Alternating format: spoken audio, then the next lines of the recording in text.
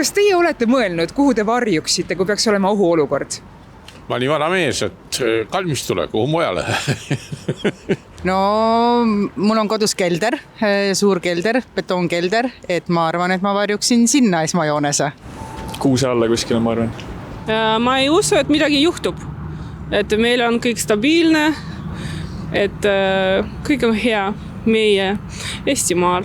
On teil kortermajas räägitud ka sellest, et kui oht tuleb, et siis peaks keldrisse minema ja keldrid kuidagi ümber ehitatud või midagi? Ei ole midagi räägitud. Ise oma tarkusest lähen. Mis ajal see oht võib tulla siis, et praegu tundub nagu kui inimestega tänaval rääkida, siis keegi nagu ei karda väga midagi, et... Ma lähtun näiteks Taani luure ohuhinnangust, mis ütleb, et Venemaa on võimeline peale Ukraina konfliktist väljumist 6 kuu jooksul tungima kallale mõnele väikeriigile või siis 2028 pidada juba regioonis NATO riikide vastu sõda ja 32. aastal ulatuslikku. Kui inimene on kodus või tööl, tuleks sõjaohu korral jääda paigale ja leida varjumiseks lähim akendeta ruum või kelder. Tartus Anneliinas asuva kortermaja all asuv näidis varjupaik annab ettekujutuse sellest, kuidas oma keldrit kriisiolukorraks ette valmistada ja mida varuda. Ja nüüd ma näitan teile kriisikomplekti, mis peaks juba praegu olema igas ühistu keldris. Siin see on, kogu see kast maksab umbes 400 €. Siin on omajagu kindaid, topsid, vetsupott. Siis siin on selline pliit. Tartu kriisiabi koordinaator Kristjan Kostab ütleb, et see varjumiskoht on tehtud võttes arvesse viimaseid praktilisi teadmisi Ukrainast. Just sealt saadi ka kinnitust, et generaator pole elektri tagamiseks kortermajas kõige parem seade. Vaid hoopis akujaam.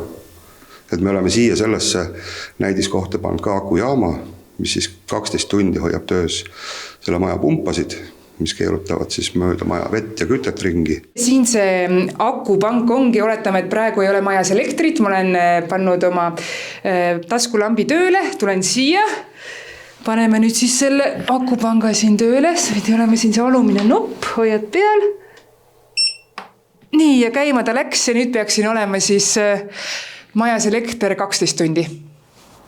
Ukrainas saadud kogemuste põhjal kavatsetakse peagi ülikooli linna rajada ka 5 suurt laadimiskeskust.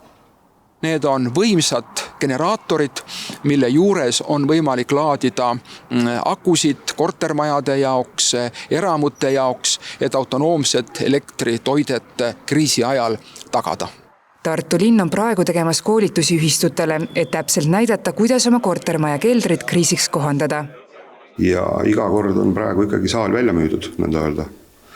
Ja me jätkame nendega kuni siis suveni ja alustame sügisest uuesti. Kaasame ka eramajade omanikud, et ka nemad saaksid selle alast koolitust. Ja juba korteriühistud sellest tulenevalt, kui nad näevad, et see ei ole nii-öelda midagi väga keerukat või sellist, mis ka üle mõistuse kallis on, siis võetakse sellest kinni ja hakatakse tegutsema. Täna on Tartus olemas varjumiskoht veidi rohkem kui 30 000 inimesele.